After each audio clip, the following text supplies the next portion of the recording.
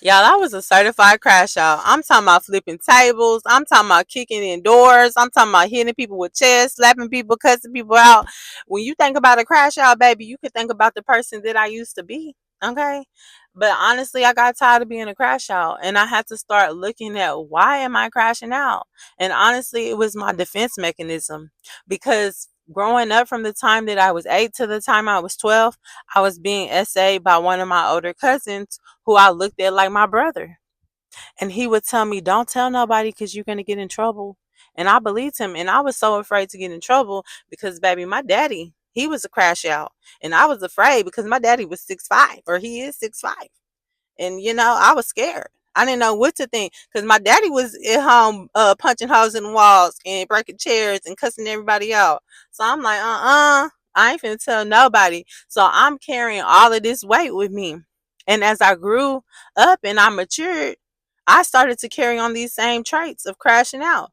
And I would love people so hard because I didn't want people to have to go through the things that I went through. I would love them so hard and so pure, and then they would turn on me and it would hurt so bad. Crashing out was the only way I knew how to defend myself or to protect myself.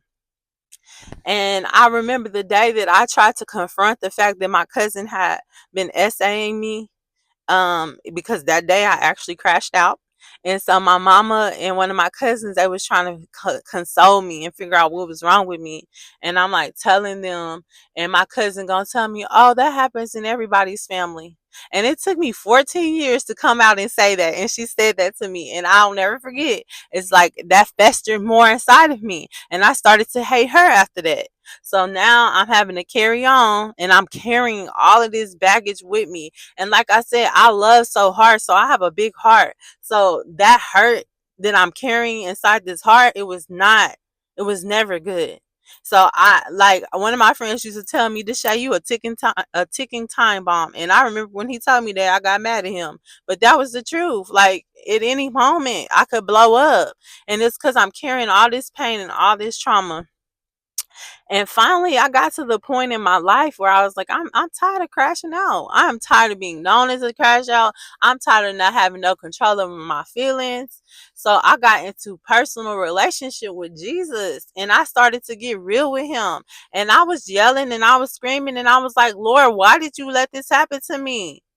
And then that's when he started to give me revelation and understanding. Religious people will tell you don't talk to God like that. But I'm here to tell you my God is big and he can handle whatever you have to say. He can handle your emotions. He can handle how you feel.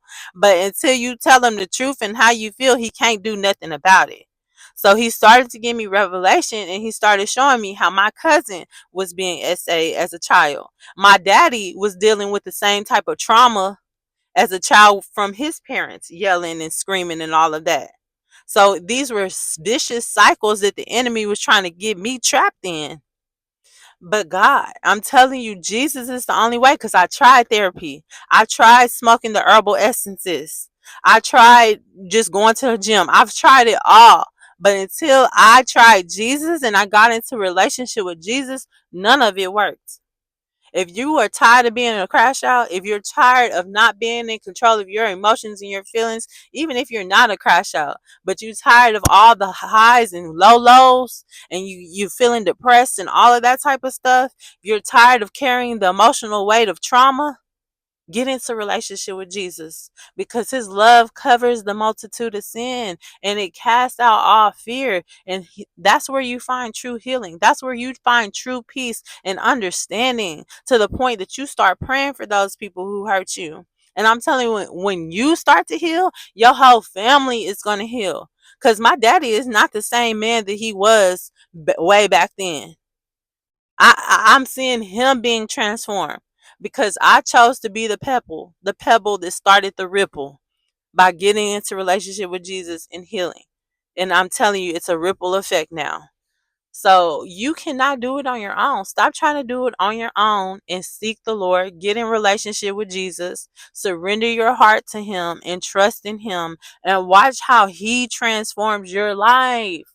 Because he can do it if you let him, but you got to let him.